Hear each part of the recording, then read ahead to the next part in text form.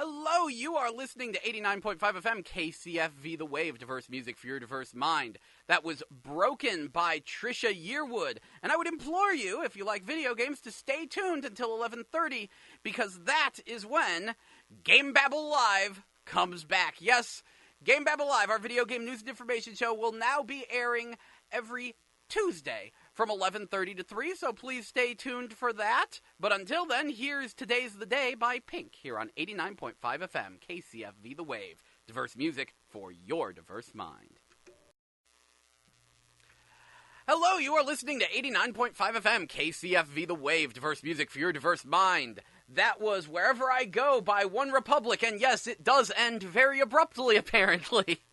Anyway, I'm your host, Jell, and welcome back to GameBabble Live, our video game news and information show, which airs every Tuesday now. It used to be Wednesdays. Every Tuesday from about 11:30 until 3 p.m. Once again, I'm your host, Jell, and this would actually be our one-year anniversary show. Technically, our first show was on the 25th of last year, but we do things on Tuesdays. So yay, one-year anniversary of GameBabble Live.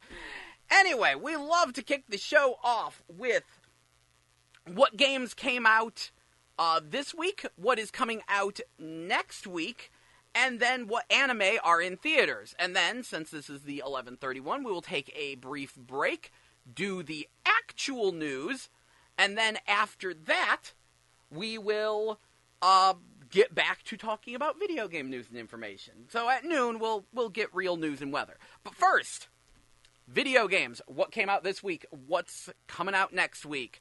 Let's start with the PlayStation 4. Yesterday, Batman: The Enemy Within Episode 4, What Ails You, came out. And today, Assassin's Creed Origins: The Hidden Ones, along with Iconoclast's Lost Sphere, which is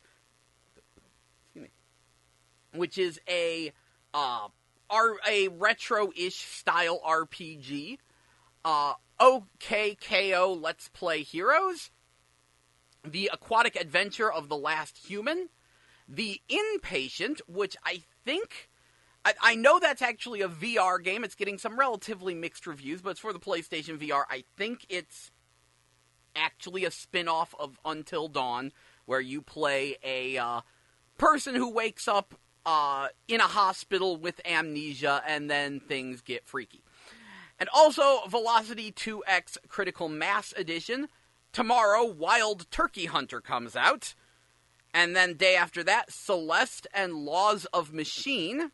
And then on Friday, I believe that is, yes, on Friday, both Dragon Ball FighterZ and Monster Hunter World will be coming out.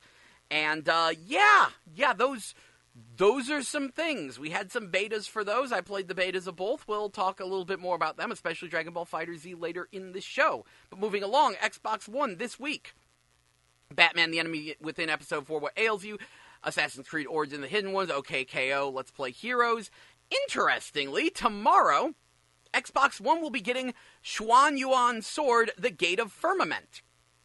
This is interesting because I actually got that game imported on PlayStation 4 for Christmas. It's not particularly great, but it's interesting. It's actually a Chinese-made RPG. Not terrible, but it's so weird. Okay, there's a lot of times where they don't have animations, like someone going from crouching to standing. They just instantly pop to a standing position. They don't properly animate. But get this, it has tongue syncing, as in like lip sync. When the characters talk, their tongues move properly. It's like, of all the things for you to focus on. It's not great, but it's not bad. Anyway, and then Friday, the Xbox One is getting Celeste, Dragon Ball FighterZ as well, along with a game called Drift Zone. That could be interesting. And Monster Hunter World. Nintendo Switch. Today it is getting Lost Sphere and a game called Shu.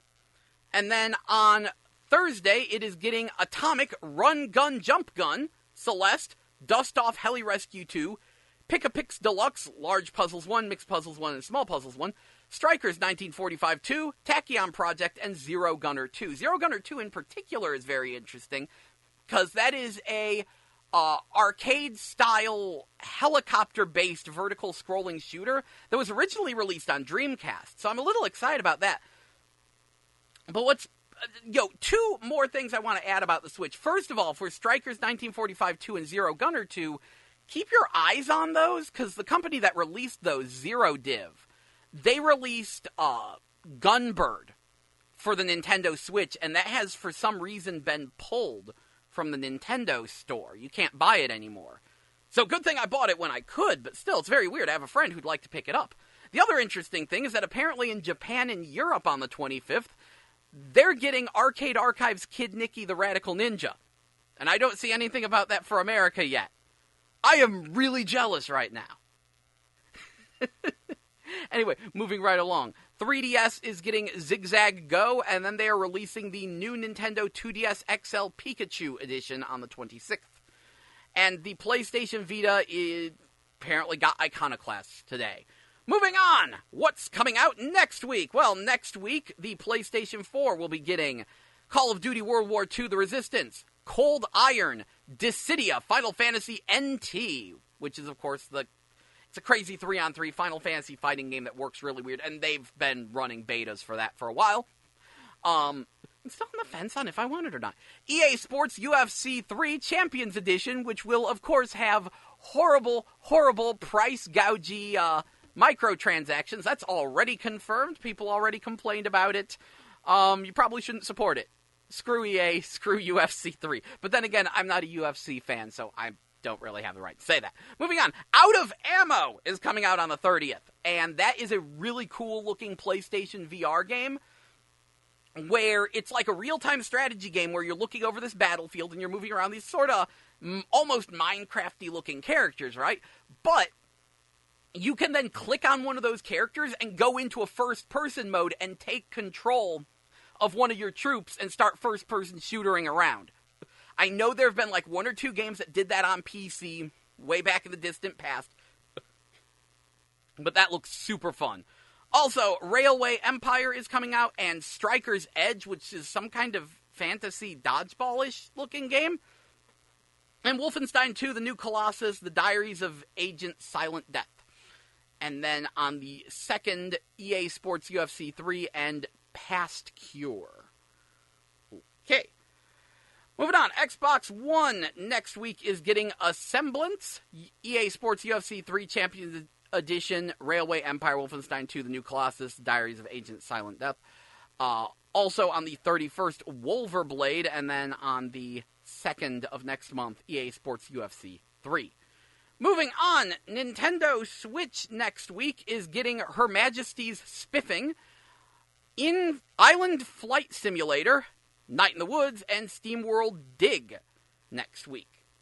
3DS is not really getting anything next week, nor is the Vita. So I do believe that wraps up our what games are coming out this week, what games are next week. But now it's time for what anime are in theaters, and this is where we get excited, because there's a lot. First and foremost, Mary and the Witch's Flower is in theaters until Thursday. This one actually has multiple showtimes, and if you are a fan of Studio Ghibli, you should definitely look into it. This is the first film by Studio Ponac, which is made up of a bunch of ex-Ghibli people who are like, hey, we need to form our own Ghibli and prove we can do our own thing without Hayao Miyazaki behind us. We can do this. We need to prove ourselves. And so Mary and the Witch's Flower is their first film.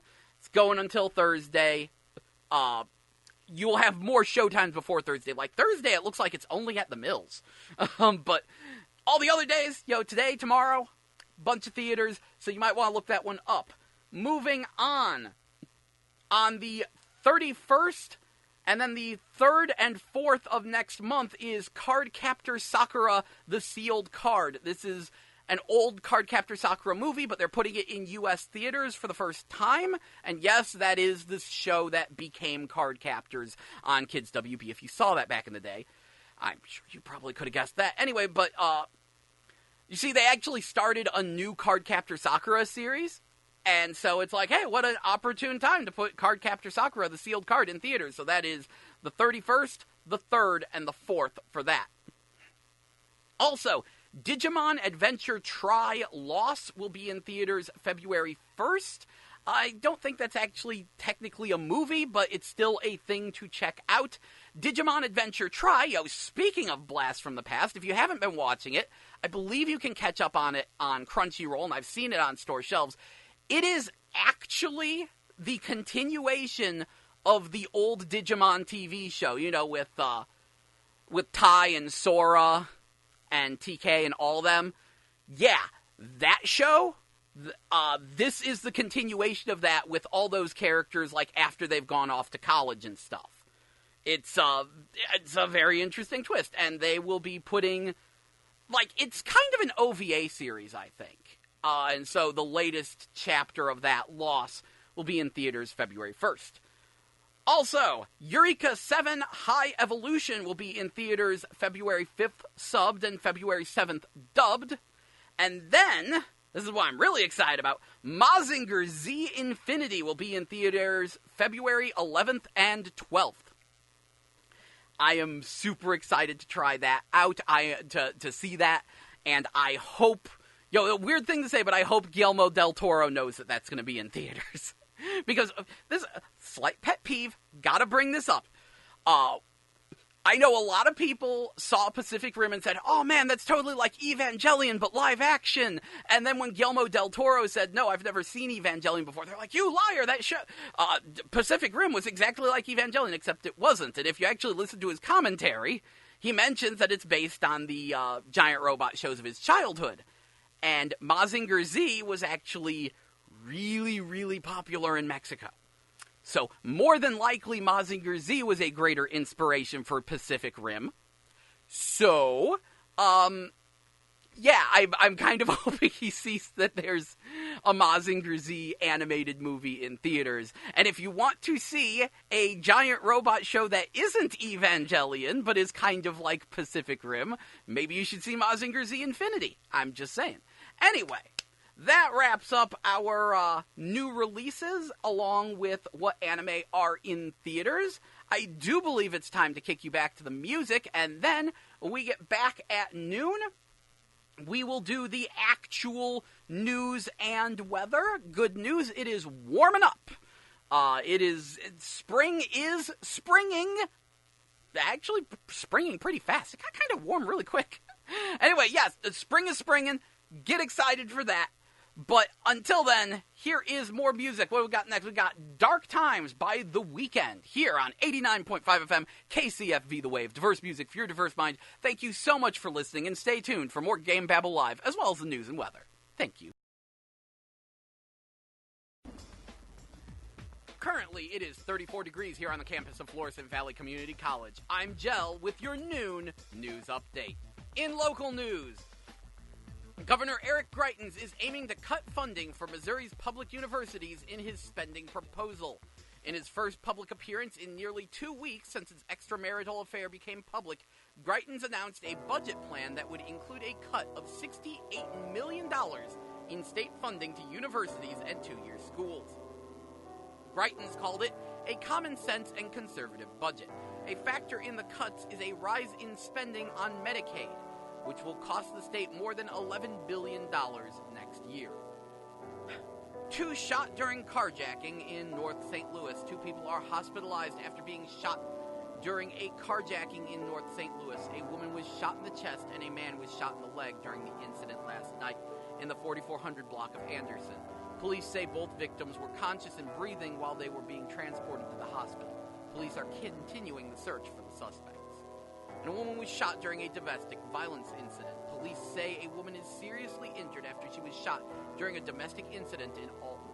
Officers found the woman yesterday in the 2600 block of Yeager Avenue, but believe she was shot elsewhere. The St. Louis Post-Dispatch reports she was shot in the face by a man she knew while the two talked to each other from separate cars near Searing and Hillcrest Avenues. Police have yet to arrest a suspect and ask anyone with information to contact them. In national news,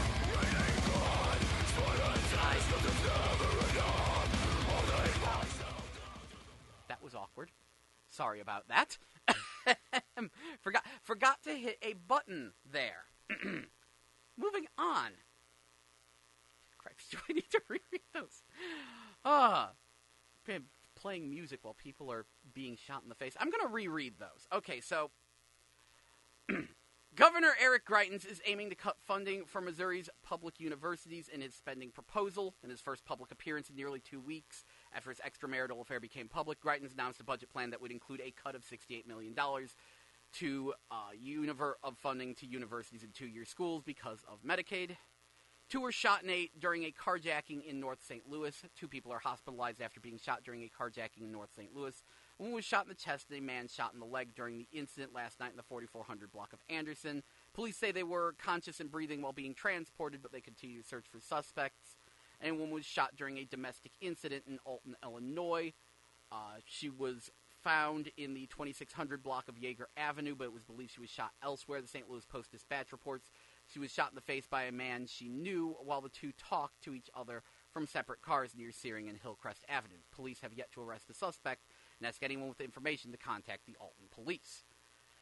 In national news, the Justice Department is confirming that Attorney General Jeff Sessions was interviewed for hours last week in Special Counsel Robert Mueller's Russia investigation. Sessions is considered to be the highest-ranking Trump administrative official,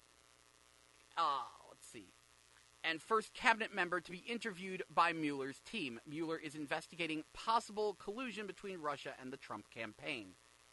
House Oversight Committee Chairman Trey Gowdy is looking to investigate text messages exchanged by 2 FBI officials referencing a, quote, secret society. The South Carolina Republican told Fox News that the text came the day after Donald Trump was elected president. FBI agent Peter Strzok and FBI lawyer Lisa Page were removed from the Russia investigation after texts critical of Trump were discovered. 5 missing rig workers are presumed dead after a drilling rig explosion in eastern Oklahoma. Pittsburgh County emergency management officials announced last night the search for the missing workers is now a recovery mission. Nearly 24 people were working on the rig when it exploded yesterday at a site near Quinton, about 100 miles south of Tulsa. And the parents of the 13 siblings found chained to furniture in Southern California wanted a reality TV show. The brother of Louise Turpin made an appearance on Inside Edition Monday, saying his sister was a fan of the reality TV show Kate Plus 8. He claims that in one of the last conversations he had with Turpin, she imagined that one day her family might be featured in a reality show of their own. Well, that's just messed up. Anyway, moving on to the weather. It is currently, what do we say, like 34 degrees. It honestly feels a bit warmer to me, but who knows. Anyway, today, we've got clouds in the morning, and supposedly it'll get sunny later on, though I personally doubt that. High of 38, low of 26. Tomorrow it will be partly cloudy with a high of 44 and a low of 29. Thursday, it will be sunny with a high of 58 and a low of 37, so getting near that 60-degree mark, which is where the weather is officially considered quite nice, if you ask me. Friday, partly cloudy, high of 57, low of 44. And we've got a few showers on Saturday with a high of 54, low of 28. That concludes the news and weather here on 89.5 FM KCFV The Wave, diverse music for your diverse mind. I really hope the music has stopped. I'm getting some very interesting readings from some of this equipment. Anyway, thank you so much for listening. We will take a quick break, and when we get back, we will return to GameBabble Live, your video game news and information show, which airs every Tuesday from 11:30 to 3 p.m. We will return with more video game news and information. Anyway, thank you so much for listening to 89.5 FM. Terribly sorry for the technical difficulties. Kinda got back from break, might have forgotten to hit a button when talking about serious news. Anyway, here is Spicy Cherry Soda by Sleepy and the Bedtimes, here on 89.5 FM KCFV The Wave, diverse music for your diverse mind. Thank you so much for listening. That was Spicy Cherry Soda by Sleepy in the Bedtimes here on 89.5 FM KCFV The Wave. Diverse music for your diverse mind. I'm your host, Jell, and welcome back to GameBabble Live, your video game news and information show, which airs every Tuesday. Gotta get used to saying that. Tuesday from 11:30 to 3 p.m. I'm your host, Jell. So, back at 11:30, we talked about the new game releases, as well as what anime are in theaters, which, for the record, is a ton. There's a ton of anime in theaters, and I'm actually going to recap that now, because I find that to be important. I'm super happy that suddenly there's just a pile of anime. First and foremost, Mary and the Witch's Flower is on until Thursday, so if you want to see something very Ghibli-esque, because it's made by some ex-Ghibli people, Studio Ponak, first movie, seems very nice. That's on until Thursday. It actually has, normal show times. Everything else is probably just going to be one show time per day. Anyway, on the 31st, the 3rd, and the 4th, Cardcaptor Sakura, the sealed card, which was the old Cardcaptor Sakura movie, will be in theaters. So anyone who's a fan of that, that's the thing to see. And yes, Cardcaptor Sakura is, of course, the thing that became Card Captors on Kids WB. Also, speaking of Blast from the Past, Digimon Adventure Tri-Lost will be in theaters February 1st. That is actually just the newest entry in sort of an OVA series. But yes, this is actually a continuation of the old Digimon TV show with Tai and Sora and TK and all of them. And it is actually a story about them, after they've gone off to college and stuff, and it's all sorts of funky. It's very interesting that they've decided to do that for the older fans. Also, Eureka 7 High Evolution will be in theaters February 5th, sub February 7th, dub, and Mazinger Z Infinity February 11th and February 12th. There we go, recapping that anime thing. Anyway, woohoo! It is the GameBabble Live 1-year anniversary show, which I don't really have anything special planned or anything. Our first show was on the 25th of 2017. It's the 23rd, close enough. Anyway, so, there has been so much stuff that has happened over the Christmas break, as there generally tend to be. In fact, let's go through a few of those right now. Obviously, the thing a lot of people were talking about very recently was the Nintendo Labo, and we will spend a good chunk of time talking about Nintendo Labo later in the show. But yes, Nintendo revealed a crazy new thing, and it is cardboard toys for the Switch, which has people simultaneously baffled and excited and confused. So Nintendo doing a Nintendo. It's what they do. Moving on, Nintendo did announce a few new games. They've got a new Kirby coming, have a new Yoshi game coming, and they've announced a new Mario Tennis for the Switch, which that has me very excited because I love the Mario Tennis series, and I have been getting screwed in that department these past few entries. The Wii didn't even get a Mario Tennis. It got a garbage port of Mario Power Tennis from the GameCube, except with the GameCube controls removed and replaced with awful waggle controls. The 3DS got a really crappy Mario Tennis, and then the Wii U got a better Mario Tennis, but it was so incredibly bare bones, it was jaw-dropping, almost embarrassing in many ways. It didn't have any features at all. It was just, hey, here's Mario Tennis, and you can play it online, and oh, by the way, it's almost a full-price game.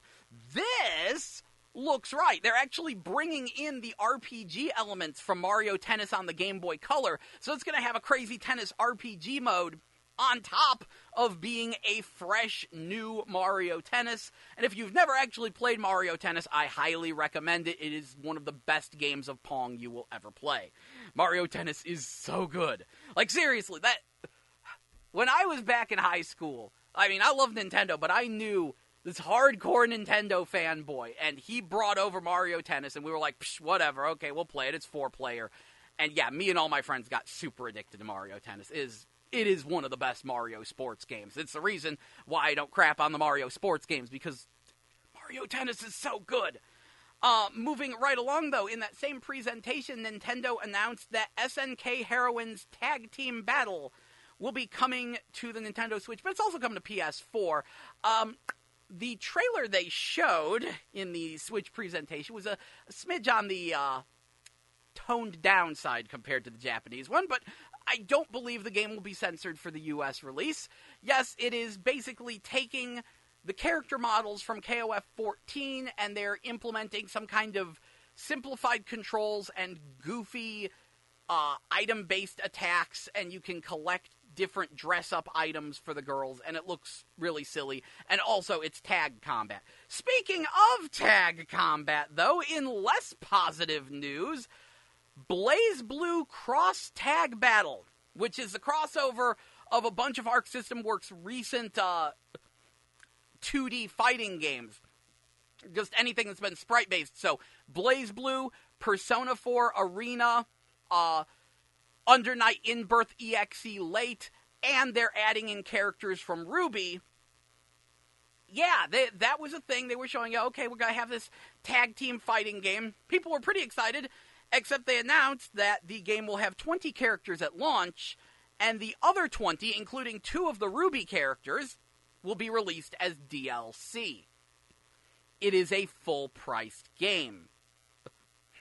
So, I'm not allowed to quote prices here, but you are paying, you will wind up paying 150% for the full game. Now, I am not against DLC when you are adding actual new content. However, though they are retooling these games for tag team gameplay, they're retooling these characters, all the sprites are done. This is stuff they have done. These are just the BlazBlue sprites and the Persona 4 Arena sprites being ported over to this. Very little new work is actually being done in BlazBlue Cross Tag Battle. So the fact that they are giving us only half the roster at launch is, well, it bothers a lot of people. People are very, very angry about it, especially because they will be showing the game with the full 40-character roster before it's released. The characters are done. They just want to make us pay an extra 50% for the game. And yeah, so all the hype for that game has gone completely out the window, because everyone's saying, well, I'll just wait for the complete release. And though I usually hate that kind of attitude, in this case, yeah, no, I'll just wait for the complete release. Don't screw with me. Arc Systems Works. What the crap? It's, yeah, it has a lot of people very pissed off. Pissed off enough that they've accidentally been calling it BlazBlue Cross Tekken. No joke. Because, of course, that's what it's reminding everyone of, is the Street Fighter Cross Tekken DLC debacle, except this is taken to a whole new level. Good job, Arc System Works. If you weren't making Dragon Ball FighterZ, I would be super mad at you. But Dragon Ball FighterZ is kind of amazing, and we will talk more in depth about that later. Obviously, that comes out Friday. Some people already have their early copies. I know Maximilian Dude was streaming it last night, and I'm so super excited for that game. I played a little bit of the beta, and yeah, I'll talk about why Dragon Ball FighterZ is amazing later in the show. Moving on, though. Let's see, anything else? Dragon Ball Xenoverse 2 is adding Hit and Jiren as DLC characters, so that game is still getting updates. Also, Arika is teasing a new cowboy character. I mean, maybe it's a redesigned Cracker Jack, but we think it might be a new character for Fighting EX Layer, which they also did a beta for. There were so many betas over this Christmas break. If you're unfamiliar, Fighting EX Layer is literally Street Fighter EX minus the Street Fighter characters. But it will have Alan Snyder, it will have Blair Dame, Doctrine Dark, Darren Meister, Skullomania. All of them have already been confirmed. And of course, I'm sitting here wondering when Pullumperna. And Area, but I know I'm one of the only people that actually likes Area, but Pullumperna's more important. Anyway, that's what's going on with that. We got new characters coming for that. Also, King of Fighters Destiny Season 1 is over. That is the CG web series for King of Fighters that actually has been kind of nice. And you can watch it free on YouTube, like officially from SNK. It's a web series, and they have announced they will be doing a second season along with a movie, which has me super happy. Speaking of things that have me super happy, I just looked this one up.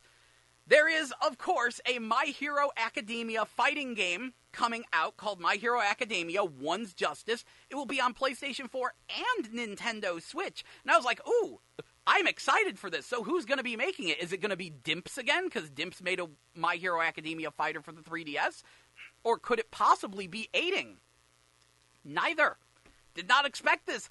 The developer for My Hero Academia 1's Justice is Byking. And you're probably going, who the heck is Byking? Because they have been stealth developers for the longest time, basically working in stealth under Capcom. They did a lot of their old sprite work, but they did sprite work for other things. Like, apparently, they did the sprites for both Darkstalkers and Galaxy Fight. So, that's interesting.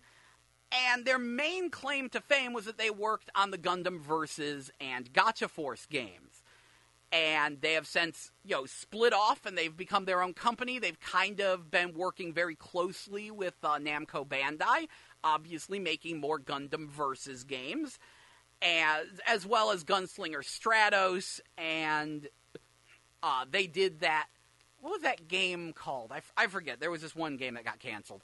But anyway, they pretty much are the reason why this new era of Gundam Versus style back-view arena fighters has gotten popular. They're sort of the kings of the genre right now. So that gives us a good idea for what My Hero Academia 1's Justice will probably be. US release has already been announced, and for anyone who's loving My Hero Academia, which I do highly recommend, it is a great, great series. It's kind of the current golden child of anime. The next season will be starting in April, and a movie is in the works to be released in summer. At least in Japan. I don't know how long it'll take for the movie to be released in America. Hopefully quickly, because we're all going to be wanting to see that. My Hero Academia is pretty interesting. If you've never seen it, it is literally an anime about a superhero high school, but it is done insanely well. Very, very entertaining, and it's almost like the new Naruto or Dragon Ball type show, like the newest one to really claim that spot. But what makes it interesting is that the way anime is being produced now has changed drastically, because so many people are watching it on the internet and so many people hate filler that they've decided, what? Instead of just having filler episodes, how about we just stop showing the show and save our money to put more effort into doing it right? And My Hero Academia has been one of the shows like that, where they'll do a season and then there's a long break. Like, it's kind of, sort of like, I don't know if it's a season per year. It feels like it's 2 seasons a year. Like a season and then a season-long break, maybe. I need to look at the schedule. Point is, 3rd season is coming, and those breaks have been very, very beneficial. It has kept the quality up on that show and kept it moving at a nice, zippy pace. I admit the beginning of My Hero Academia is a little slow, but very nice show. I'm loving it. Moving on further, let's see, Ys 8 on PC, which is a game that I did declare as one of my games of the year. It has been a very fun game, but the PC release has been delayed indefinitely. Nippon Ichi America reports that they are having horrible frame rate issues. They were trying to straight port the game as closely as possible, and it wound up causing some problems. Because, they really didn't want to alter the core programming, but the thing is, the game's designed for PS4. It is built, designed for Vita and then ported to PS4, and it's built for the Vita and PS4 architecture so heavily that straight porting it to PC is causing slowdown issues, even though it's not a very technically impressive game. It's just built too specifically for PS4. So they're going to need to do drastic reprogramming, and that can lead to all sorts of problems. So Ys 8 is in a very precarious situation, especially because Nippon Ichi America has a very bad track record when it comes to them fiddling with things. I mean, just them translating games has caused memory leak issues. So, and people are not happy with Nippon Ichi America because they've done a pretty lousy job on a lot of their releases with screw-ups like this that they just plain don't listen to fans and patch. So it's kind of iffy how this Ys 8 is going to go. But the retranslation is still coming. Speaking of screwing up, the translation of Ys 8 was kind of a debacle where they, retranslated things that were in English into worse English on top of just having really bad wording. And fans got so angry they contacted the original developers and told them never work with Nippon Ichi America again. And the original developers, Falcom, called up Nippon Ichi and told them, hey, you need to do this over again. And so they are completely retranslating the entire game, which is supposed to be released as a free DLC patch sometime soon, before the end of the month. So, got a few more days for that to come out. So, Ys 8 on Vita and PS4 will have its translation fixed. But no clue what's going on with the PC release. It is all kind of iffy. Anyway, I do believe it is time for a little bit of a break, so I will kick you back to the music with Feelin' Myself by Strappin' J here on 89.5 FM KCFV The Wave, diverse music for your diverse mind. Thank you so much for listening, and I hope you'll stay tuned for more GameBabble Live.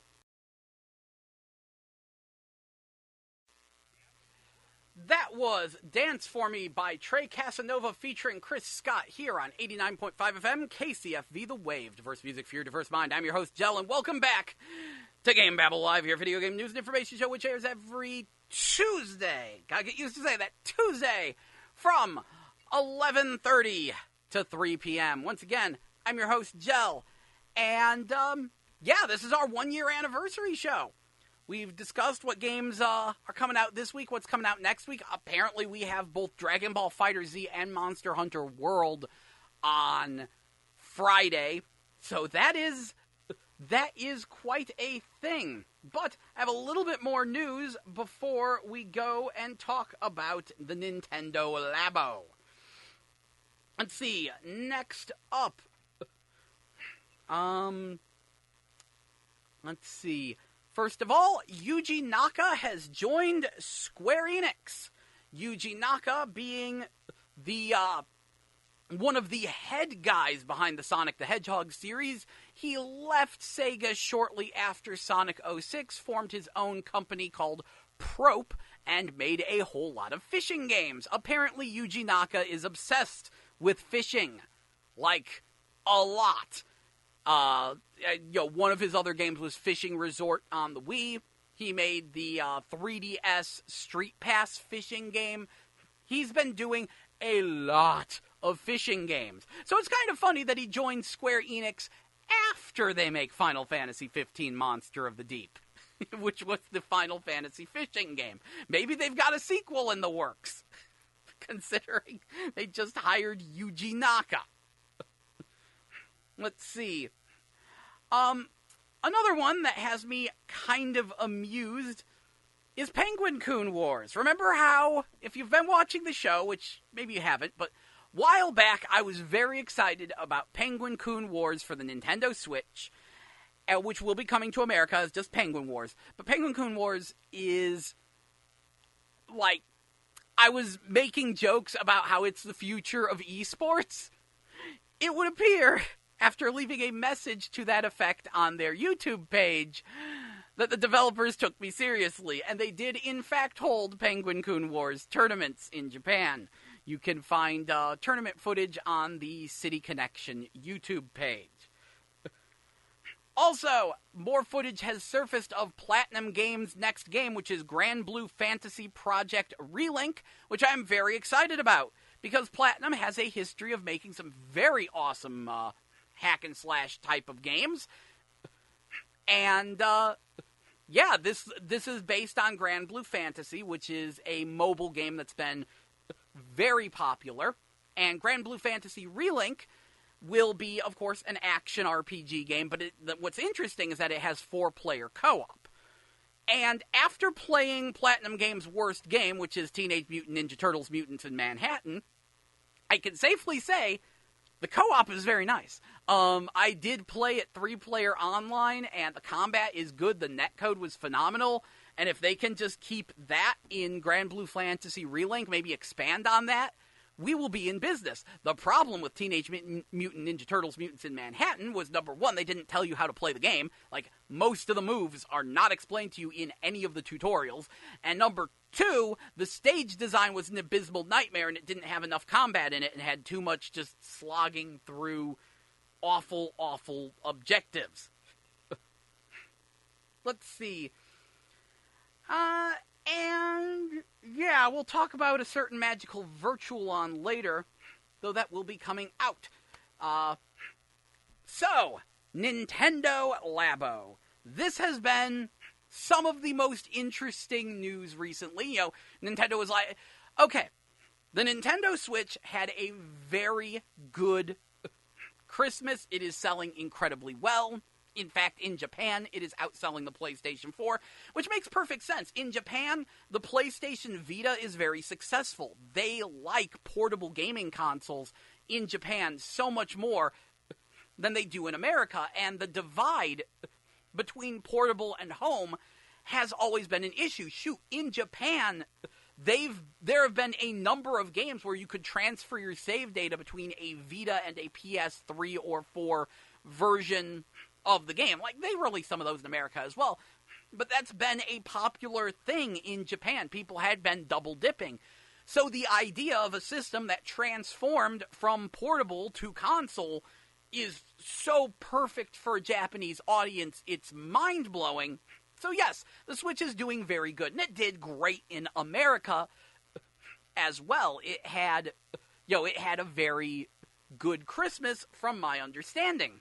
So a lot of people were like, oh yeah, Nintendo Switch is great, I just got my Switch, what's new, what's next? A lot of people were talking about how they wanted, there were rumors floating around that Nintendo was going to do a Nintendo Direct, even though they hadn't announced anything of the sort, and I kind of think Nintendo just sort of threw one together real quick-like for people. They called it a mini Direct, because people were like, what's going to come next, what's going to come next, what should I be excited about on the Switch? Which I guess that would be Metroid Prime 4, because that's coming for the Switch. But Nintendo did, of course, show off the new Mario Tennis and the new Kirby. And they've got things coming for spring. There's plenty of stuff on the horizon. But yeah, so that happened, and then, like, after that, there was talk that Nintendo had some, like, new secret thing in development. And Nintendo was like, this is really aimed at kids, don't get too excited. It's not really for the average gamer. And they showed Nintendo Labo, and everyone got very, very confused. It's like Nintendo looked at their watch and said, oh, people are fully accepting of the Nintendo Switch now? Well then, we need to do something crazy and utterly nuts to throw them off balance and get everyone talking. Because that's the thing. Whether you love it or hate it, everyone's talking about Nintendo Labo. So what is Nintendo Labo? Well, it is 2 games that they are going to be releasing that come with sheets of cardboard that you use to construct peripherals. And people were very baffled by this. Like, one of the things they showed was how you could build, like, a cardboard piano, and then you shove the Switch in it in a certain way, and when you hit the piano keys, it becomes a functioning piano, even though it's made of cardboard. Or another one they showed was taking the Nintendo Switch controller and shoving it inside this, like, bug-shaped box, and then you use the screen on your Nintendo Switch to remote control the bug. And then the second game is where you build a freaking cardboard robot suit that tracks your arm and leg movements, and you run around and you punch buildings in a cardboard robot suit. And people are like, really? The Nintendo cardboard box? What? And yeah, it utterly baffled people for a minute, especially with the price tag. I'm not allowed to say prices on the air, But the price tag on the Nintendo Labo is way too freaking high. And people are like, what the crap, this doesn't make any sense. Why would you be charging that much money for cardboard? And what they're forgetting is the software. Nintendo, it's a good thing they focused on the cardboard, because the cardboard is the star here. But the software is looking really, really nice. It's insanely polished looking, very smooth, very good presentation. It has that certain Nintendo charm. Like when you're playing the piano, it looks like there's like little birds that hop up, and that's all rendered in 3D. And it looks nice and cute and charming as heck, because of course it is, because it's Nintendo. And like the instructions for how to put the cardboard things together are in the game. Like, they have 3D models of the cardboard, and you hit play, and you watch how they fold it, and you can pause it and rewind it and rotate the cardboard thing. This isn't, like, just Nintendo throwing crap out there. They put real effort into the software. So, when you're looking at the prices, you do have to subtract the price of a full-price game. When push comes to shove, what this is essentially another weird Nintendo minigame collection, sort of like Wii Sports Resort, except with cardboard. And when you look at it that way, everything makes a bit more sense. But even though the cardboard isn't too much of a markup, it's still way too much. Of course, the big question, the question that I had is, of course, what does the future hold? I am a collector. I care about what happens in 20 years. So what happens to the Nintendo Labo in 20 years? You know, they showed so many stupid cardboard toys that you build with the Nintendo Labo, and I'm like, what are you going to do with these things? Where are you going to store them? How are they not going to get crushed and torn and destroyed and peed on by the dog and eaten? And, you know, it's cardboard. It's freaking cardboard. What happens when it wears down, when it breaks? Does this, what happens when you pick up a used copy of Nintendo Labo? Does it all become useless? I'm not a fan of disposable games, and thus, the idea of a game literally made of cardboard has me a little iffy. Thankfully, apparently Nintendo has announced they will be releasing the stencils for the cardboard for free.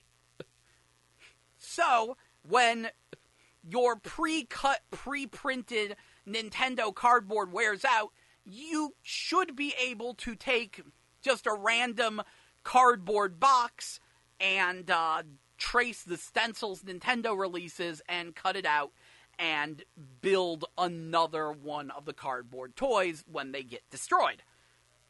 Thank you. That is good. That is very good news. That makes me insanely happy that they are doing that. Now, the only question is, will it work? Because, you see, at first I'm looking at it and I'm like, okay, that looks really fun, and if that all works, I want to get that robot suit one. I'm going to have a blast with this. But then I realized, wait a second. Nintendo showed just as amazing things before the Nintendo Wii launched. And I don't trust Nintendo's capabilities when it comes to motion tracking. Do not even get me started on how poorly designed the Wiimote was and how Nintendo literally built the controller backwards like a bunch of idiots. So, it all looks fine and dandy in the trailer, but the question is, how does it actually work? Will it actually work? How much of what we're seeing is real, and how much of it is just a trick? And that's what I really want to know. So I'm going to keep my fingers crossed that I can find an honest reviewer who will tell me how the robot suit is. That's going to be an iffy one. Fingers crossed. Because unfortunately, there's a lot of people, I think opinions are just going to be very split on this. But right now, I don't think Nintendo Labo is the worst idea. I think it's very intriguing.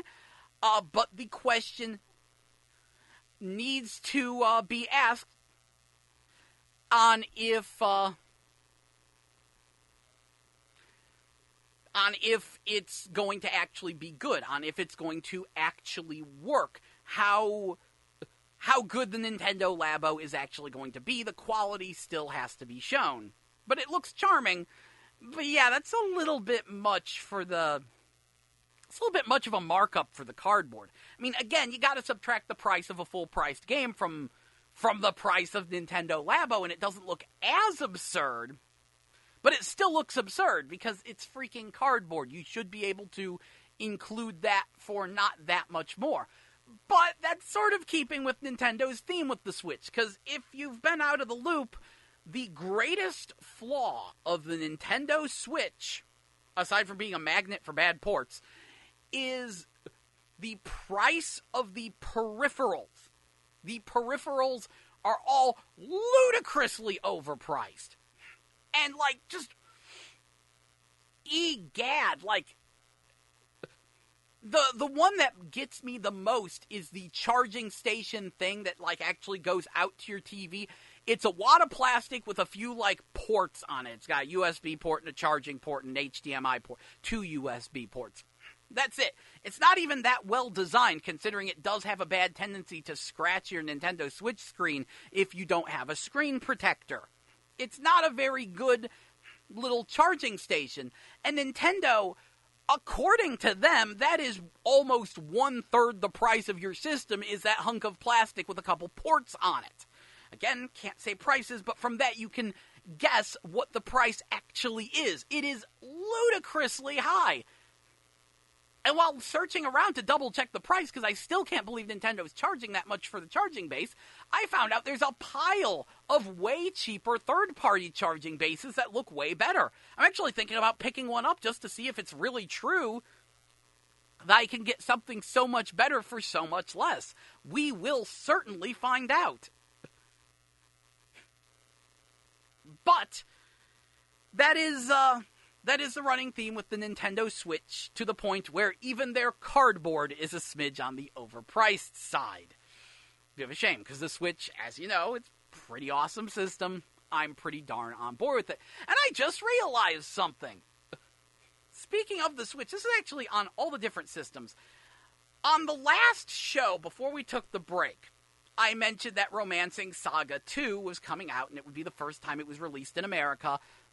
And, you know, it was technically a mobile port, but again, classic Super Nintendo RPG, but it's kind of iffy. Yeah, that was pretty much my game of the year. I fell completely in love with it. Me and the Saga series, such as Romancing Saga and Unlimited Saga and Saga Frontier, we generally don't get along. I haven't enjoyed most of the games except for the Final Fantasy Legend games on the Game Boy. And now Romancing Saga 2. Romancing Saga 2 turned out really good. I bring that up because I picked it up on the Switch, but that's available on PS4 and Xbox One as well, and of course was released on mobile devices a year ago. So that is actually a really nice game, and maybe if I run out of other things to talk about, which I kind of doubt, but you never know, then maybe we'll talk a little bit more about that. But if you want to see at least a little of it, that's on the YouTube channel. Do remember, GameBabble has a YouTube channel. Just go to YouTube. It's, YouTube user GameBabble Show, all one word. But you can probably just search GameBabble, and chances are you'll find the show.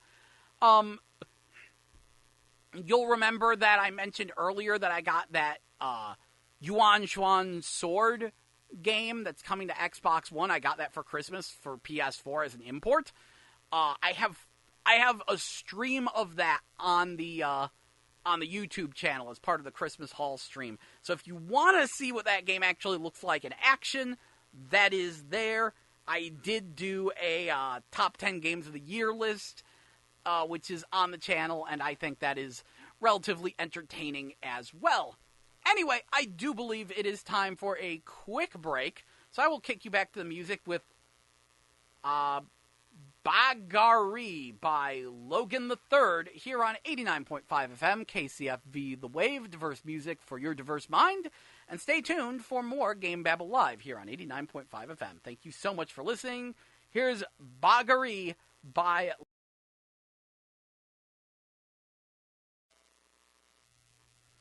That was Silence by Marshmello featuring Khalid, here on 89.5 FM KCFV The Wave. Diverse music for your diverse mind. I'm your host, Jell, and welcome back to GameBabble Live, your video game news and information show, which airs every Tuesday from 11:30 to 3 p.m. Once again, I'm your host, Jell, and this is the 1-year anniversary of GameBabble Live. Woo! So, I feel I need to get some very important news out there as, like, the one guy that cares about VR. You should probably not get the Inpatient. For those of you who haven't been following VR, the Inpatient is a spin-off of the Until Dawn horror franchise, where you play a person who wakes up with amnesia in a hospital, and things get freaky. It was sounding very promising. They showed it off at E3, and the craziest thing about it was that they were going to use voice control in it, because, of course, there's all these people talking at you, and they were going to have it where you actually talk into the microphone that's in the headset to actually respond to these characters. And I knew it would be pretty limited, but still, that's a cool idea. It would certainly make the game more immersive. They do give you a full VR body and a gender choice for it. And, yeah, it was sounding pretty darn interesting. Unfortunately, the game has come out, and people are saying the graphics are good, the character models are phenomenal, the voice acting is great, the atmosphere is interesting. However, above all else, the controls are completely busted. For the most part, there is very little interaction with the game. It is mostly a walking simulator. It is apparently very linear, with only one choice that actually affects how things play out. So it renders the experience very limited. Apparently, it's only like 2 or 3 hours long. And, yeah, just the controls are bad, because the way they have it set up with the moves is like, you press the button on the left controller to move forwards, and I think you point it behind you and press the move button to go backwards, and then you point your right controller left and right to turn left and right, and it's very awkward and clunky. But worse than that, apparently the motion tracking isn't quite right. Everything feels off, and you have overly long floppy noodle arms that get stuck on the environment. Now, I want to make one thing perfectly clear. VR bodies have worked. And if you have a PlayStation VR, just grab the demo of a game called Ancient Amulator. Ancient Amulator was one of the first ones I saw to give me arm control with a VR body, and it works just fine in that game. And I've seen it work varying degrees of fine in other games. I can see how sometimes they get a little stuck because they can't tell when your arm is bending. They really need to measure the length of your arm to make the full virtual body thing work. But what I'm hearing about the Inpatient is just awful. Just everyone's complaining about it. It is the angriest I have seen the PSVR subreddit. Because PSVR subreddit is friggin' flowers and rainbows and daisies and unicorns. They are generally very hyped and happy about virtual reality. And many people were very excited about this game. And some of them, there's still I still like some elements of it. But the fact that it is actually not quite full price, but a rather pricey boxed release from the makers of one of the best PlayStation VR games, which is, of course, Until Dawn Rush of Blood. It has, people had expectations for it, and now they're like, I paid there's good elements, but I paid way too much money for this. It's just plain not worth it, and it's frustrating, and it's very interesting for me personally, because I'm going to be blunt, I don't like horror games. Me and Resident Evil 2, back when it came out, we got into a little bit of a tiff, and it has haunted me for the rest of my life, because I hate that game, I hate that game. Not because it's scary, but because I think Resident Evil 2 is a bad game. Just objectively speaking. I'm sorry, I don't like Resident Evil 2, and the fact that so many people consider it a really good horror game has turned me off of the entire survival horror genre.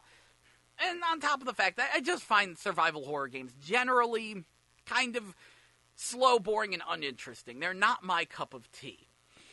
But, this couple days ago, on the 18th specifically, I was checking out the Hong Kong store for PSN and stumbled across a game called Pupil Wandering, which is in English and Chinese. And I read the description of this game, and I immediately said, I must own this, even though it's a horror game. Allow me to read. Pupil Wandering is an Asia-style horrible VR game. The game focuses on immersive horrible atmosphere. All the key items and game hints could not been found unless using the Moon Lantern. That feature will motivate extraordinary horrible experience. Ironically, it might be one of the best horror games on PSVR. I hope that this gets released in actual America soon, but it isn't too hard to make a Hong Kong account and use Play Asia to get some Hong Kong bucks, and the game actually isn't that pricey either. But I think it's episodic. I have not beaten it yet, but if you want to see it in action, check out the GameBabble YouTube channel. One of my most recent streams is me playing games from the Hong Kong store, which, audio beats, and that one, I actually timestamped it so you can skip straight to Pupil Wandering, or skip straight to me getting scared and swearing up a storm. Explicit language warning. But yes, you can see the game in action, and I'm pretty darn pleased with it. In Pupil Wandering, you actually play an Asian schoolgirl in this old Chinese house that's full of ghosts, and you have, as it described, a moon lantern. It's this Chinese lantern that happens to be magical, and you use that to find and fight off ghosts. Now, the movement controls are kind of... They're smooth movement that works like teleport movement, providing the worst of both worlds. Like, you don't actually, move forward smoothly.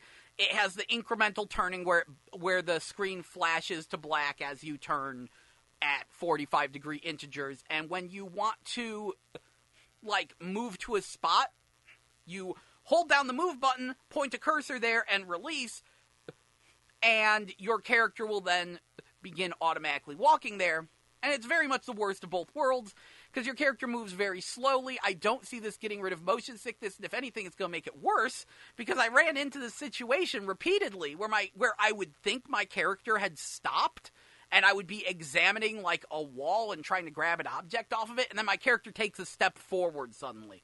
So if you don't have strong VR legs, I could see that making you sick. I have very strong VR legs, so it didn't bother me, but I could see that being a problem. This one also gives you a full virtual body, and I will say the arms, they kind of stick out very stiffly, because I think the character's arms are shorter than yours, but it really wasn't too much of a problem. I was really impressed by the graphics in it, aside from the flat forest. There's this one part where you're walking around the side of the house, and if you look off into the forest, it's a flat JPEG and it looks terrible. But the rest of the house looks amazing, and I'm really liking the way the game is built so far. Because the way they have it set up is that each room is its own puzzle. You're not constantly carrying a bunch of items around.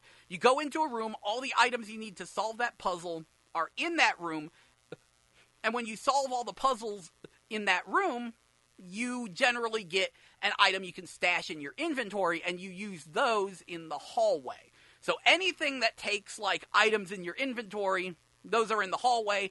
Each individual puzzle room has everything you need in it.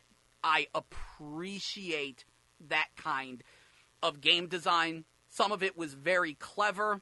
And then it has the ghost combat, which you have to get pretty deep into the game before the ghost combat starts. And it's kind of funky. The way it works is when there's a ghost around, you kind of get walled into the area. And your lantern will turn red when it's near a ghost, and that'll make the ghost appear.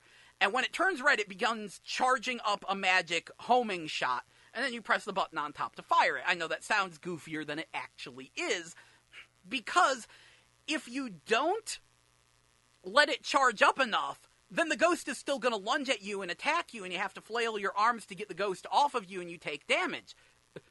But in waiting for it to charge up, that ghost is getting closer and closer and closer to you, and you're basically playing chicken. You are playing a combination of chicken and hide-and-seek with jump scares. Because once you get that ghost off of you, it disappears, and then you have to look for it again. It's still around. It's just invisible. So you know there's a ghost around you, and you're looking around, and you're trying to find him as fast as you can so you can begin charging your shot. And you couple that with VR's good sense of presence, and it can get a little on the freaky side. Again, I have it time-stamped from my stream, and I am totally going to stream this game again. I want to beat this. I want to review this. I am too intrigued by this random, kind of fun horror game out of nowhere. It's far from flawless, but it has me very intrigued. So one of the things I did after playing this game was I went up to the PlayStation VR subreddit, and I was like, okay, what's the best PlayStation VR horror game so I have a point of comparison other than Resident Evil 7? I've played the demo of Resident Evil 7. Me and Resident Evil don't get along, screw that series. I like this more than Resident Evil 7, but that's due to my own personal hangups. I found Resident Evil 7 to be way too dark, which caused a lot of eye strain, and the items to be way too well hidden in too large of a space. So I'm basically just wandering around desperately trying to find the stupid items I need to solve the puzzles in Resident Evil 7. Pupil wandering, much smaller area. All the items you need to solve each puzzle are in each self-contained room, and it's not hard to find them. I like that. It's not about finding the items, it's about figuring out how to use the items to solve the puzzle. I like that more. I like that so much more. So for me, on a personal level, I like Pupil Wandering so much more than Resident Evil 7. I know normal people will not agree with me on that. So I was like, what else is there? And I'm actually kind of surprised, because there's actually a bunch of horror games on the PlayStation VR, but apparently most of the best ones are just walking simulators. Like, I'm hearing really, really good things about Here They Lie, but yeah, that one's just a walking simulator. You walk through a really surreal, freaky, creepy world, very little interaction. And I'm like, huh. So I need to look a little further into games like The Bellows and... Cripes, there was one other one. I'm hearing the Paranormal Activity game is actually really good, but come to find out, that's actually a relatively pricey game, and it's like, I don't know if I want to pay that much. So I don't know if I can make a solid claim about Pupil Wandering being the best PSVR horror game, but it's the best one for me. Because it's probably the closest I've seen to a... It's probably the closest I've seen to a VR version of Fatal Frame.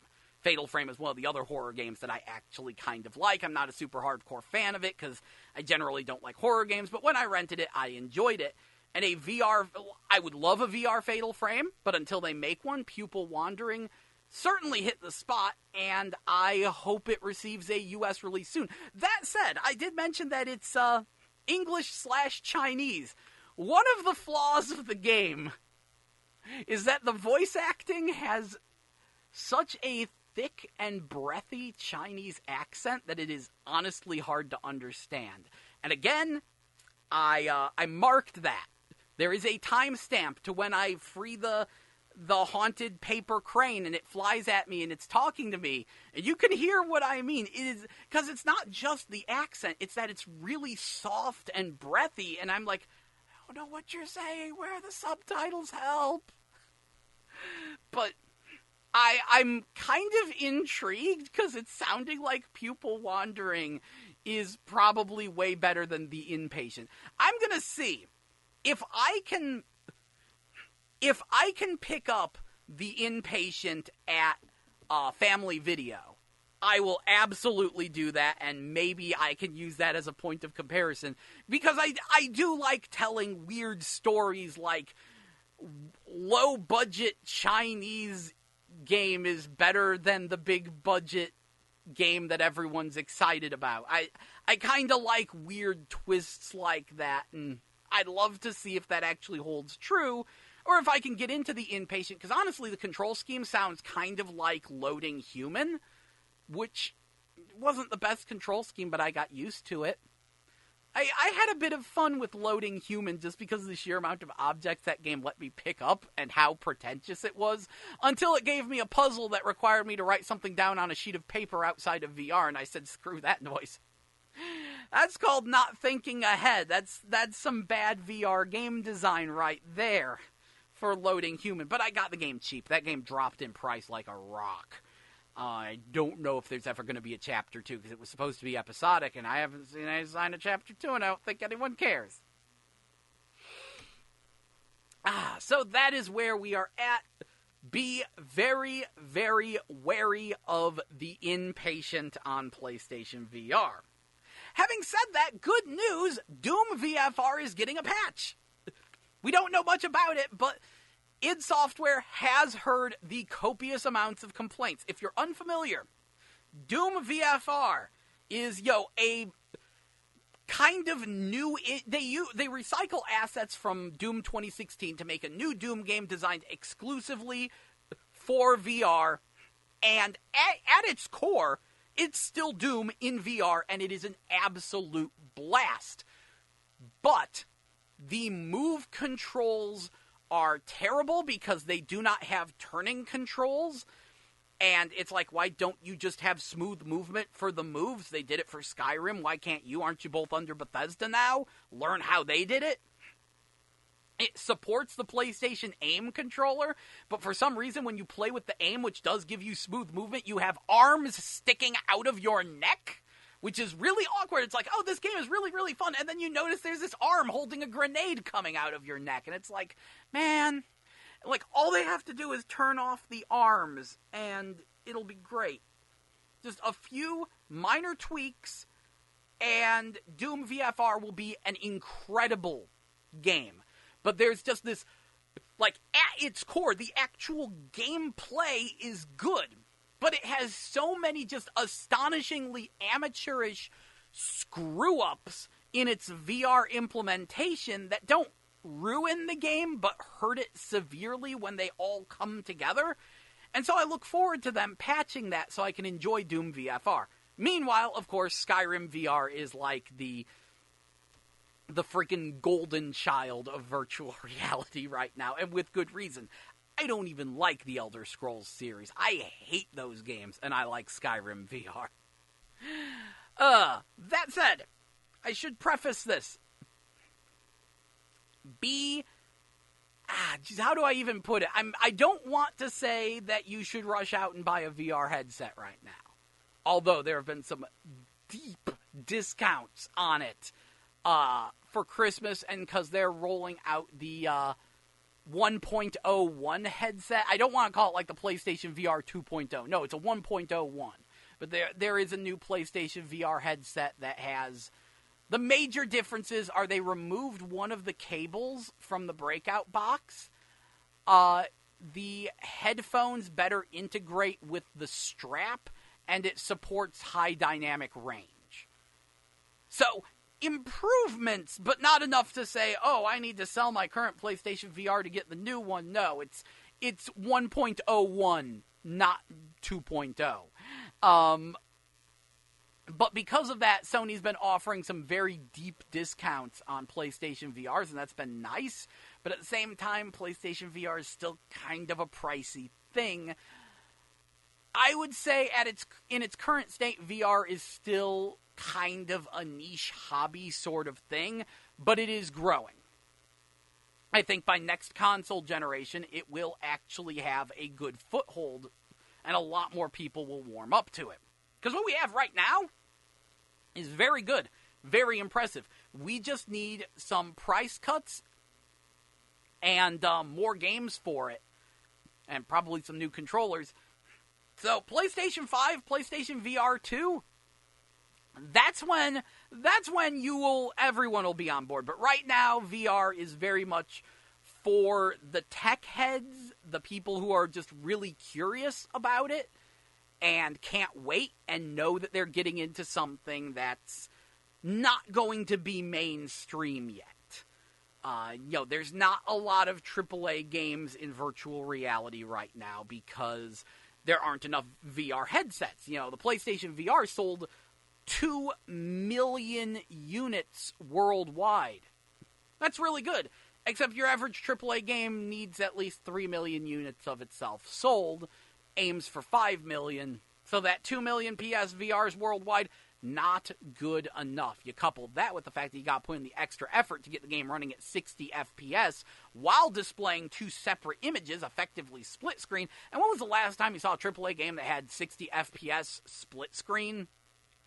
Not often. I'm sure there's been one or two, but not a very common occurrence. And that's what VR requires. It needs a solid 60 FPS with the PlayStation VR. Otherwise, you risk weird visual glitches and motion sickness. So that has been a bit of a sticking point. But that is the big plus side. If there is a glorious VR future in our future, then hey, guess what? Games are going to start running at 60 FPS standard. Yay, that will happen. But as of right now, it's a little bit of a hard sell to AAA developers unless, they're actively being bankrolled by Sony, which was what happened with Farpoint. So I don't want to say, oh wow, you need to rush out and get this, but I will say I'm in love with PlayStation VR. I'm in love with virtual reality, absolutely. It is not, but it is still very much a niche thing, but it is growing. And I'm glad to be there watching it grow because I love goofy new technology and watching it grow. It's just kind of me. Anyway, I think it's time for a break, so I'm going to kick you back to the music here on 89.5 FM KCFV The Wave with Gucci Gang by Lil Pump here on 89.5 FM KCFV The Wave. Diverse music for your diverse mind. Stay tuned, and thank you so much for listening. More GameBabble Live will be back after a short break. But please enjoy Gucci Gang by Lil Pump.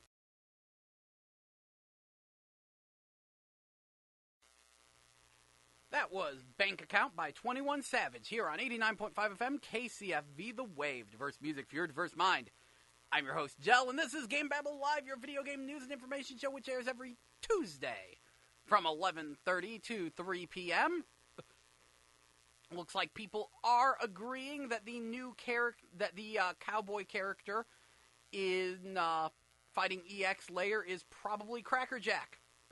So that is a thing. Also, Atari has apparently launched a crowdfunding campaign for Roller Coaster Tycoon on the Switch, which, that's all fine and dandy, except what the heck is with Atari and crowdfunders? What happened to the Atari box, which they were also trying to crowdfund? What even is Atari anymore? I think that's a question that needs to be asked. What even is Atari anymore? Because all I'm hearing from them are crowdfunding campaigns. I don't even know what to make of that. Anyway, so let's move on to Dragon Ball FighterZ, because this Friday, Monster Hunter World and Dragon Ball FighterZ both come out. Both big games. Monster Hunter World is looking to be the game to get a lot of people into Monster Hunter and probably split the fan base pretty hard, because Monster Hunter World is not quite a Monster Hunter game.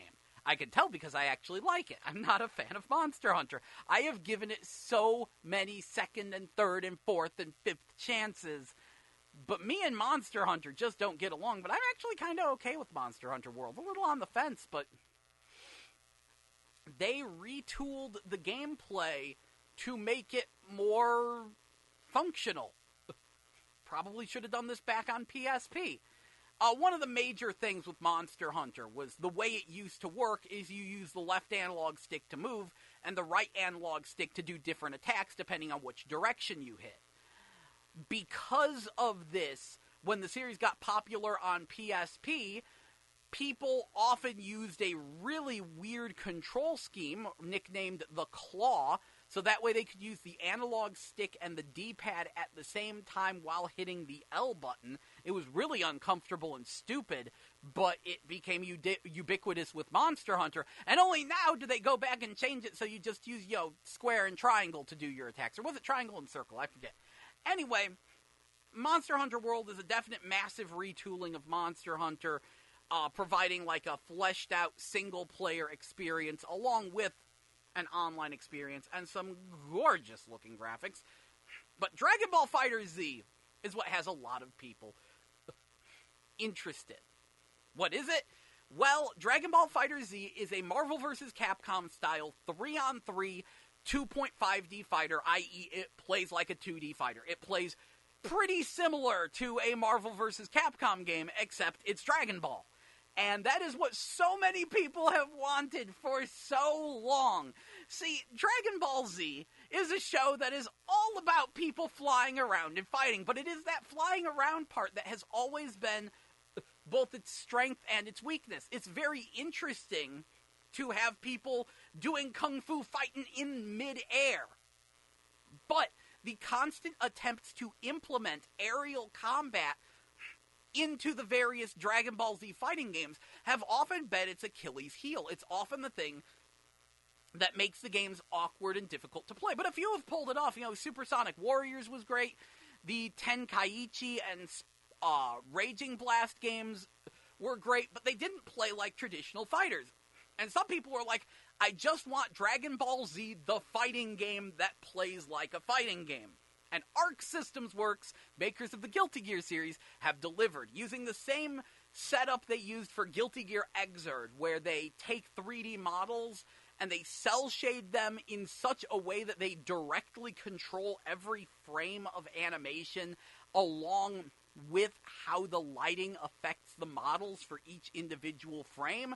They have managed to produce a game that looks better than the hand-animated TV show in real time and plays like a very fast, responsive 2D fighter, but at the half cost of flying. I say half cost because they have implemented the Angel Eyes / Arcana Heart homing dash system. So when you knock people into the air, it's really easy to fly up and chase after them and do crazy air combos. You will be spending a lot of Dragon Ball FighterZ in midair, but there is no flight mechanic. There is no fly button. I think that's going to be one of the interesting things about the game, and one of the things that's going to divide people. Because I know there are some people who are very divisive on Dragon Ball FighterZ. They find the roster to be too small after having games that have, like, hundreds of Dragon Ball Z characters. They're disappointed that the fighters are actually balanced, so that way Yamcha can beat Beerus, and they're disappointed at the lack of a flight system. To them I say, you already have tons of Dragon Ball Z games that scratch your itches. For us, a lot of people have just been wanting a Dragon Ball Z fighting game that plays like a fighting game, and that's what FighterZ is. It's Dragon Ball Z Marvel vs. Capcom, 3-on-3 matches, 24 characters total after you unlock the Super Saiyan God, Super Saiyan versions of Goku and Vegeta, which can be unlocked normally, but if you get the first print run, they, instant unlock. And it is seeming to be a very neat game. I played the beta very briefly, and I'm pleased with what I see. But there are definitely people out there who are probably hearing this and going, oh no, I'm not very good at fighting games. Can I enjoy this? Yes, probably. Can you learn a quarter circle? Because quarter circle motions are pretty much the only special move inputs in this game. And on top of that, the game has, this is one of the controversial things, it has auto combos. And a bunch of people are like, oh no, not auto combos. Can I turn them off?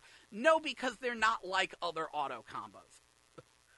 See, Arc Systems Works has been experimenting with auto combos since, like, Persona 4 Arena. That game had auto combos, and a lot of games are starting to implement auto combos. KOF has auto combos that you can't turn off. And I'm going to be honest, I hate auto combos, but I'm okay with them in Dragon Ball FighterZ. See, the reason I hate them is in, like, Persona 4 Arena, it's like, okay, if you mash square, you'll automatically do a combo chain into a special, and then if you have the meter, into a super. Unfortunately, it's way too easy to overmash and do a special and then a super, or for you to not be able to tell what you're doing and what the game is automatically doing, and the auto combos, like, do less damage, and it's easy to get the manual inputs and the automatic inputs confused, and it just turns the game into a complete mess. KOF, I was particularly annoyed by them in, because KOF, it is really, really hard to do combos in King of Fighters, and the auto combos just got in the way of me even attempting to do normal combos. I'm not the best at fighting games. I've been playing them since Street Fighter 1, actually. I've been playing fighting games for a very, very, very long time, but I'm not the greatest at them. I just enjoy them. I play a lot of them. They're fun, but I'm not tourney level. I am medium skill, and that's where auto combos wind up really clashing. Because I'm not good enough to do, like, a lot of really, like, solid combos, but I'm not bad enough that I need an auto combo, but I am bad enough that I can get caught in the auto combo getting in the way of me doing a real combo. Either way, none of that applies to Dragon Ball FighterZ, because the auto combos here are more like those in a 3D fighter.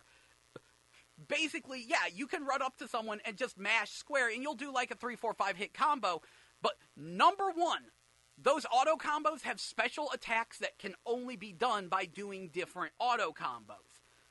You know, different, like, chains of weak and medium will result in different normals that you cannot access any other way. And more importantly, number two, those auto combos are not only very easy to cancel out of, but they do not contain any specials or supers, so you're not wasting super meter by mashing square. In many ways, it actually works properly, because, like, one of the things you can do is you can launch your opponent into the air and chase up after him, and it has this big flashy animation for that, and it's really embarrassing when you do that and then you, like, just do a jab or two. With the auto combo system, when you launch the opponent in the air, even a complete idiot can do a basic aerial combo chain, but then it's like, hey, can you extend that? Can you expand upon that? Basically, the Dragon Ball FighterZ auto combos are perfect. They are the perfect auto combos.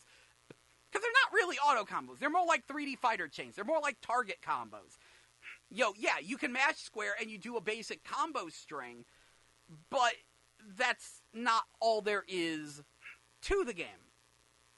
That said, it is heavily implemented in one of the game's more eyebrow-raising mechanics, which is the Dragon Ball system.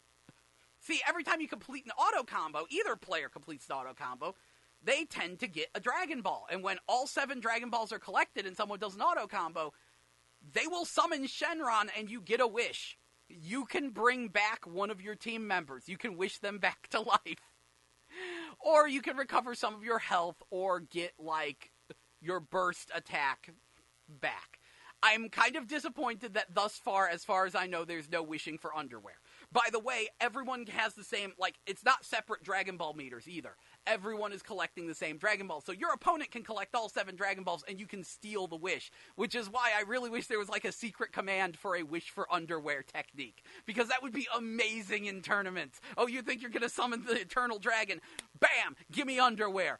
Just as a taunt. That would be amazing. But I do love the fact that you collect the Dragon Balls to wish your teammates back to life. I do love the fact that you can steal your opponent's wish. That is a very Dragon Ball thing. But it's a bit of a controversial mechanic because it's like, oh, the way to do this is to just use the auto combos, and that collects the 7 Dragon Balls, and, you know, whatever. It's like, how much is that going to be abused? Yet when I see people playing online, I almost never see the Eternal Dragon get summoned. No one summons Shenron. Ever. It is a very rare occurrence. On top of that, when you wish your teammate back to life, they come back with a speck of life. It is not a lot. It does, and it's probably one of the most controversial features because it is the question, is this properly balanced or is this game breaking? And I'm very excited to see how this all plays out. The nicest thing about Dragon Ball FighterZ, though, is the presentation. The graphics look incredible, and the flash is through the roof. Just when you do different special attacks, they look huge, and you can finish your opponent with a super move and have it cut to space and show the explosion, and when it gets back, the arena is ruined. You can actually hit your opponent so hard they go through a mountain and you go to a completely different stage for the next round. I love stuff like that. I freaking love stage transition breakthroughs. I love the sheer amount of flash, and that isn't even getting into the special finishers. Unfortunately, I do think we need to take another break, so when we get back, I will talk more about Dragon Ball FighterZ and why I think it really works out and why I'm incredibly excited for it. But first, here is Say My Name by Odessa featuring Zyra here on 89.5 FM KCFV The Wave, diverse music for your diverse mind. Thank you for listening. Stay tuned for more. That was High by Sir Sly here on 89.5 FM KCFV The Wave, diverse music for your diverse mind. I'm your host, Jell, and welcome back to GameBabble Live, your video game news and information show, which airs every Tuesday from 11:30 to 3 p.m. Once again, I'm your host, Jell, and before the break, we were talking about Dragon Ball FighterZ and how awesome it is. I will continue talking about that, because yes, we were talking about how, basically the game is Marvel vs. Capcom 2, but Dragon Ball Z. And it is insanely flashy. At the end of every round, every time you beat someone, you are promised some degree of flash. Because, even just beating them normally, when the next character comes in, it has this cutscene of them just dashing across the ground and clashing with your current character. And that was actually a really good design choice because it prevents 300% combos. Yes, 300% combos. If you watch some tournament footage of Marvel vs. Capcom 2 and 3, there are people who can do a combo that finishes off one character and then begin comboing the next character as they come in before the player can take control of that character. That's a problem. So having this flashy cutscene where when one character is defeated, the next one comes in, clash, break it up, it resets everything back to a neutral game. Thank freaking goodness. Because, yeah, it prevents 300% combos. But going beyond that, going more than that, one thing that has me very excited with Dragon Ball FighterZ, I love the fact that they have special intro and ending sequences if very specific conditions are met. For example, if Goku fights Frieza on Namek and neither of them have Krillin on their team, then it actually opens the match with Frieza killing Krillin and causing Goku to go Super Saiyan. And if you destroy Planet Namek and you have Goku defeat Frieza on destroyed Namek with, I forget exactly what it was, but you have to not use a super. It might just be a regular special or maybe just a strong hit. Then it actually plays out the finale of, it gives you a special finishing scene for that. And, if you're on King Kai's planet and Goku beats Kid Buu, he does the salute Kamehameha finisher. And they have a bunch of stuff like that in there. Just all this bonus flash. And as I mentioned, the game is actually balanced to be a fighting game. See, you can't really make a Dragon Ball... Okay, you can, but if you made a Dragon Ball game without Yamcha and Krillin, people would be disappointed. They are central characters. They were very important in the original Dragon Ball. But they're much weaker in Dragon Ball Z. They don't do nearly as much. So people want Yamcha and Krillin. But if you made them like the same strength they are in the show, they would be a joke. And it would be like, what's even the point of wasting your time creating this gorgeous model of Yamcha and putting him in the game if he's completely useless? So yes, Yamcha, Krillin, and Tien are actually decent characters. I'm actually very excited to try out Yamcha, because he is apparently a Rushdown Rekka character, because of course he's wolf fang fisting all over the place. And yeah, they make Yamcha look cool and flashy.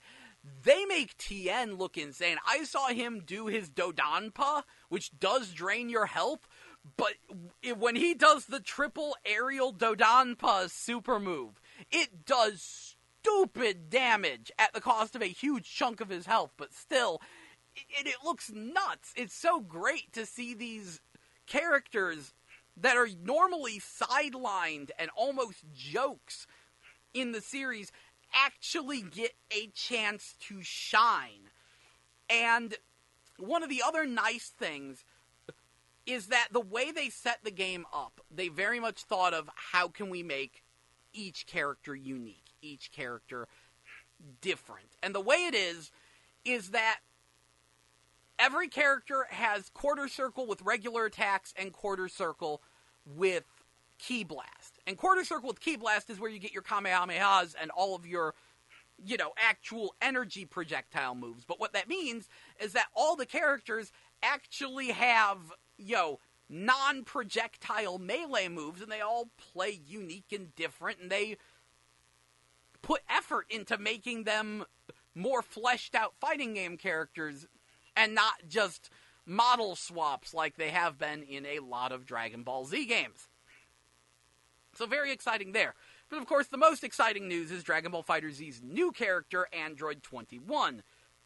She is a much-needed female character for the cast, and she's some kind of mad scientist android, and she's central to the plot, because apparently the game does have a story mode, and it's a different story mode for each character, but the plot is generally Android 21 has made robot duplicates of all the characters, and now everyone's fighting. But apparently, yes, Android 21 does get to fight. No surprise there. The big surprise is that Android 21 transforms to fight, and she turns into a Majin for some reason, and looks freaking amazing. You may as well just retitle the game Android 21 Fighter Z featuring the characters of Dragon Ball Z, because I can't imagine anyone not having a team with Android 21 on it. Because just, wow, what a character. But yes, I will say though, apparently it will take you a minimum of 4 hours to unlock her. Because in order to get her, you have to beat the game you have to beat everyone's story mode and her story mode. So that does mean, and that is like with skipping cutscenes, it'll take you about 4 hours to pull that off. At least that's the estimate Maximilian Dude gave on his stream last night. But that does mean, hey, there's a good amount of single player content there, which I hear isn't that good, but it's a fighting game story mode. And there's a very delicate balance you have to strike when making a fighting game story mode, because it is very, very possible to waste too much time and money on your story mode, like Marvel vs. Capcom Infinite did. See, it's really nice when you have a fighting game that has a fleshed out story mode that's entertaining to watch, like what NetherRealm does.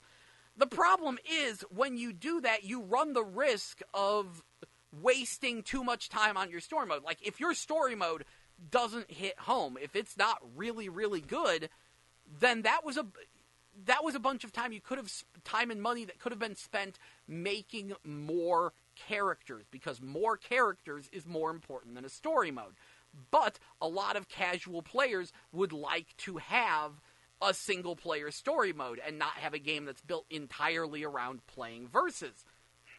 But again, most people only play through a fighting game story mode one time. So there's a very delicate balance you have to strike between fleshing out the story mode and making more characters. And I'm curious to see if Dragon Ball FighterZ manages to nail that. As I said, it has 24 characters after you unlock Super Saiyan God, Super Saiyan, Goku, and Vegeta, who will be included as instant unlocks with the first print run, but you can unlock them just through in-game currency by just grinding a bit, and yes, they do play differently from normal Goku and Vegeta. And yes, you can have an all-Goku team with Super Saiyan Goku, Super Saiyan God Super Saiyan Goku, and Super Saiyan Rose Goku Black. Because that's in there, and man, okay. I only skipped straight to the middle of the Tournament of Power arc because everyone was talking about it. I did not catch the Goku Black saga. I was not prepared for Edgelord Goku. I can see why the character is very popular now. I don't know. I kind of find Goku Black funny, but I'm very excited to get my hands on this. This very much feels like the Dragon Ball game we need, and most importantly, I cannot wait for EVO. Because this has got to be at EVO. They have to put this at EVO. This has to be on stage. And just speaking personally, I got my fingers crossed that they put it on ESPN. Because if you're unfamiliar, ESPN2, the past 2 or 3 years, has been airing the Street Fighter V finals at EVO. Because apparently ESPN2 is kind of the whatever the heck channel. And people get so confused because they tune in for sports. They see people playing Street Fighter V. And unfortunately, Street Fighter V isn't very entertaining. And I think it would be hilarious if people tuned into ESPN2 expecting sports and they get very, very, very flashy Dragon Ball fights. And I think, I don't know. I would be amused by that. If nothing else, I think the tournaments for this are going to be exceedingly entertaining to watch. And that's part of the fun.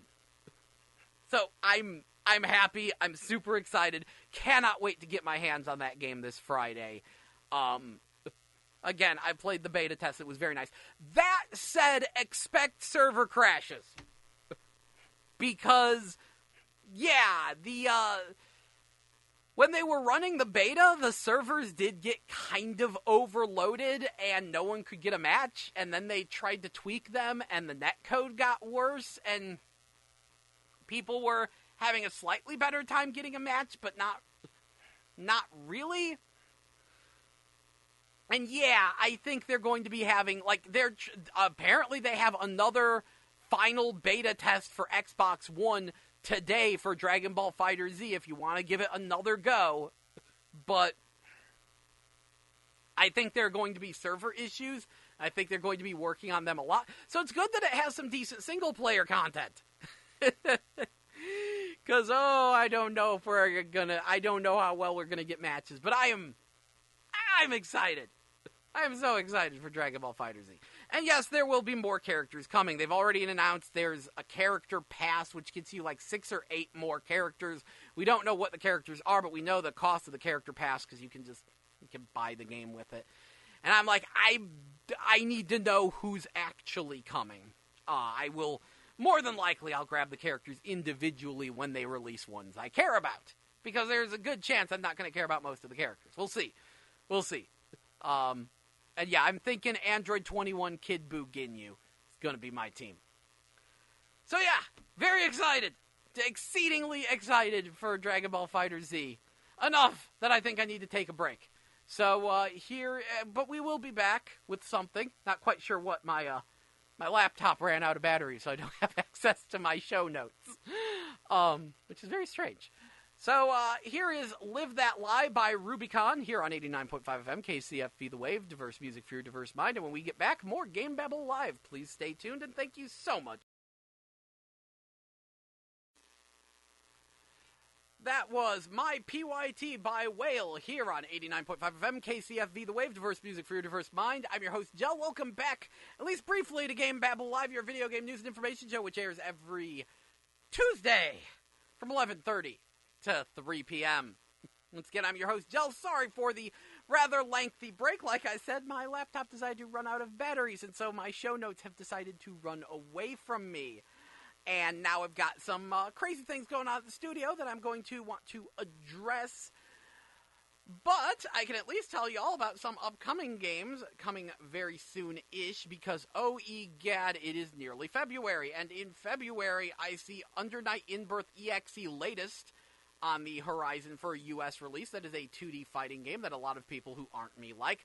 The only reason I have beef with this, I think the character designs are really, really boring.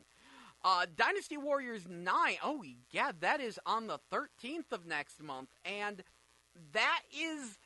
I'm a little iffy on that one. I know Zhang He doesn't have his claws, and that's not a good sign. If you're unfamiliar, Dynasty Warriors 9 is going to be another attempted big shakeup for the series. It's supposed to be a big, sprawling, open-world version of Dynasty Warriors, somehow, which makes me wonder if there's going to be any split screen. Could they do split screen? Could they do multiplayer? What's going to go on with this? So I'm very iffy on it. But I kind of want to try it. But yeah, the last time there was this big of a shakeup was the awful Dynasty Warriors 6. So we'll see how this plays out for Dynasty Warriors 9. Could be good, could be bad. I'm very intrigued, but I'm very hesitant. I will probably wait to hear what other people have to say. But on that same day, Wonder Boy the Dragon's Trap gets a new boxed release. It previously got one from Limited Run Games, now it's getting a regular one. And then on the 15th, speaking of boxed releases, the Secret of Mana remake comes out for PS4 and Vita. It is remade with 3D graphics. It doesn't look particularly amazing, but it is neat to see Secret of Mana being remade. And that is getting a very limited boxed release, GameStop only. So you might want to keep an eye on that, because they are saying it's going to be a kind of limited boxed release. For the most part, it's going to be a downloadable game, but it's getting a limited boxed release. Also, on the 23rd of next month is Sword Art Online Fatal Bullet, which is going to be a new Sword Art Online game that is a third-person shooter because it will be based on the Gun Gale Online arc. You do get to create your own custom character with decent character customization, it looks like, which is better than most of the other games. And that's ironic because one of the plot points of the Gun Gale Online arc was that your avatar was randomly assigned and you did not get to create them. But I'm happy they've decided to kick that to the curb, because I kind of want to play this, even though I don't care about Sword Art Online. I'm kind of on board with the fun online multiplayer third-person shooter set in a very, very anime world with custom characters. It could be fun. But yeah, that's what we're looking at. Also, Little Witch Academia Chamber of Time is coming out, which looks to be a good combination of Persona-ish school RPG thing mixed with side-scrolling beat-em-up. The graphics on it look really nice, though. Very nice cell shading. So I'm very, very excited about that. Looks like there's a lot of really positive stuff coming out in February, and then March happens. There we go. That's another thing I forgot to mention. In March 6th, Final Fantasy 15 Royal Edition comes out, which is Final Fantasy 15 with all of the DLC and extra stuff. And at the same time, I think around that same time, they will be doing the PC release of Final Fantasy 15. Which you will need, which is looking very impressive, but you will need a very powerful computer to run it at max graphics. But the max graphics are looking incredible. And then, at the end of the month, Yakuza 6, The Song of Life, comes out. And oh egad, the amount of things you can do in Yakuza 6. It is supposed to be the end of the Kiryu storyline, and it has so many arcade games. It's going to have the very last version of Virtua Fighter 5. Like, if you're a fan of Virtua Fighter, you need Yakuza 6, because this is the final version of Virtua Fighter 5, and I think I'm hearing it'll have online play. And it has Puyo Puyo, and it has Fantasy Zone, and it has Space Harrier, and it has so much stuff, and my mind is blown. So, yes, very excited about Yakuza 6. That's before getting into taking care of cats and playing the ukulele and going spearfishing and owning a baseball team. And oh, Yakuza, you have so much stuff to do. I'm so happy that Yakuza is finally getting a foothold in America. And also, Yakuza 6 is actually made for the PS4, unlike the previous Yakuza games. Yeah, Yakuza 0, that's on PS3 in Japan. It was a PS3, PS4 simultaneous release. And I think Kiwami was the same way. So we have not yet seen a PS4 Yakuza game. These games usually push the system much harder than what you might think. So, yeah, that is where we're at with that. Like, this should actually be an impressive-looking Yakuza game. And also, there's new Valkyria Chronicles in the works. Whew, well, I think that about sums it up, and if you all don't mind, I think I am going to call it there. Thank you so much for listening to GameBabble Live. Please tune in next Tuesday from 11:30 to 3 p.m. And also, I am working on getting the episodes up on YouTube. I'm going to make a separate YouTube channel that will just be the GameBabble Live archives. And I'm working on it. Unfortunately, it's been a little bit of a struggle because I get everything set up and then I make the video file and then it winds up taking up like 6 gigs and it's like, okay, no. Audio with a still image should not take up that much space. I've gotten it whittled down. I should be able to get it uploaded to YouTube relatively easily, except now there's like a little buzzing noise in the background. It's like, oh geez, do I have to go through an entire year's worth of episodes doing background noise removal? I hope not. So that is where we're at right now. I'm trying to get some episodes up.